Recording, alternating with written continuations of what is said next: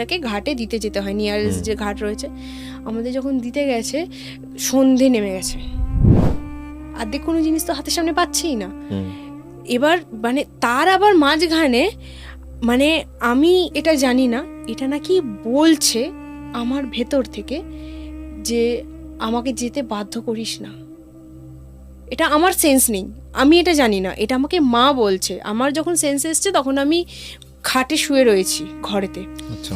আর আমাকে আমার লাস্ট মনে আছে আমি ওই সমীরদা যার কথা বললাম, যার বুকের ওপর এটা, ওর সাথে খেলতে খেলতে আমি ওই আমাদের ঘরের ঢোকার সামনেই একটা বেলগাছ রয়েছে, ওই বেলগাছের বাইরে খেলতে খেলতে ওই বেলগাছটা টপকে বাইরে চলে গেছিলাম। ব্যাস, তারপর থেকে আর আমার কিছু মনে নেই। আচ্ছা, মানে ওই সময় পজেস করেছে। হ্যাঁ, বেলগাছটার বাইরে চলে গেছিলাম। এবার আমাকে তারপরে মা বলছে বেলগাছ কিন্তু এদের অবস্থান, হ্যাঁ শুনেছি আমি। বেলগাছ